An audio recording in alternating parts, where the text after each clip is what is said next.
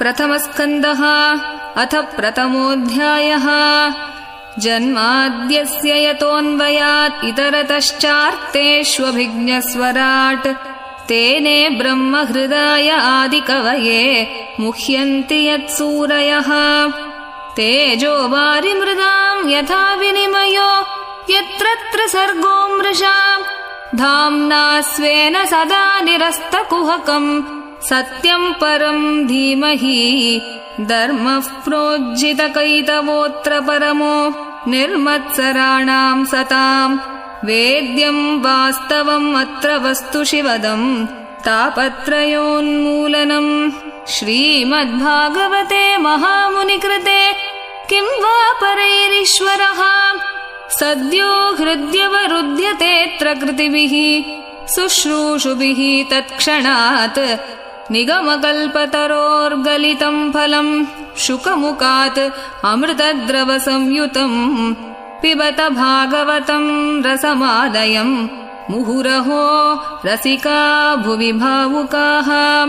नैमिषे निमिषक्षेत्रे ऋषयः शौनकादयः सत्रम् स्वर्गाय लोकाय सहस्रसममासत। त एकदा तु मुनयः प्रातर्हुतहुताग्नयः सत्कृतम् सूतमासीनम् पप्रच्चुरिदमादरात्।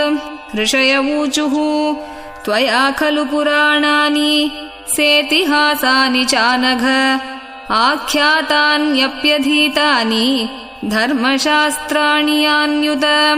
यानि वेदविदाम् श्रेष्ठो भगवान् बादरायणः अन्ये च मुनयः सूत परावरविदो विदुः।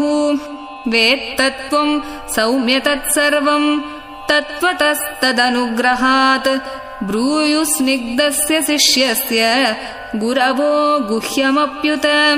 तत्र तत्राञ्जसायुष्मन् भवता यद्विनिश्चितम् पुंसाम् एकान्ततः श्रेयः तन्न शंसितुमर्हसि।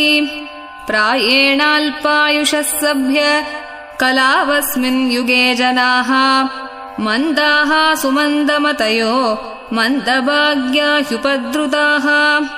भूरीणि भूरि कर्माणि श्रोतव्यानि विभागशः अतः साधोऽत्र यत्सारम् समुद्धृत्य मनीषया ब्रूहि नः श्रद्ददानानाम् येनात्मा सम्प्रसीदति।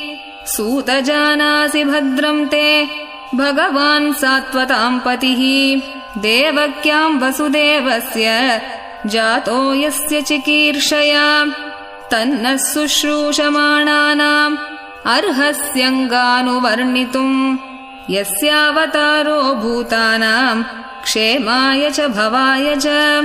आपन्नः संसृतिम् घोराम् यन्नाम विवशो गृणन् ततः सद्यो विमुच्येत यद्भिबेति स्वयम् भयम्। यत्पादसंशयाः सूत मुनयः प्रशमायनाः सद्यः पुनन्ति उपस्पृष्टाः स्वर्धुन्यापोऽनुसेवया। को वा भगवतस्तस्य पुण्यश्लोकेऽड्यकर्मणः शुद्धिकामो न शृणुयात् यशः कलिमलापहम्।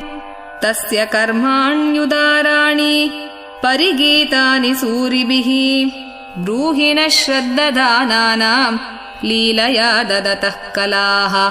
अथाख्या हि हरेर्धीमन् अवतारकथाः शुभाः लीला विददतः स्वैरम् ईश्वरस्यात्ममायया। वयम् तु न वितृप्याम उत्तमश्लोकविक्रमे यच्छृण्वताम् रसज्ञानाम् स्वादु स्वादु पदे पदे। कृतवान् किल वीर्याणि सह रामेण केशवः अतिमर्त्यानि भगवान् गूढः कपटमानुषः। कलिम् आगतमाज्ञाय क्षेत्रेऽस्मिन् वैष्णवे वयम् आसीना दीर्घसत्रेण कथायाम् सक्षणा हरेः।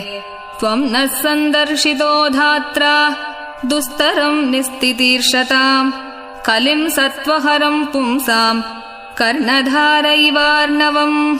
ब्रूहि योगेश्वरे कृष्णे ब्रह्मण्ये धर्मवर्मणि स्वां काष्ठाम् अधुनोपेते धर्मः कं शरणं गतः।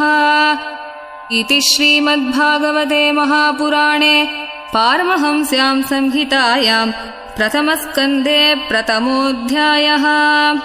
श्रीहरये नमः। श्रीहरये नमः। श्रीहरये नमः। गोपिका जीवनस्मरणं गोविन्द गोविन्द। सद्गुरुनाथ महाराज की जय।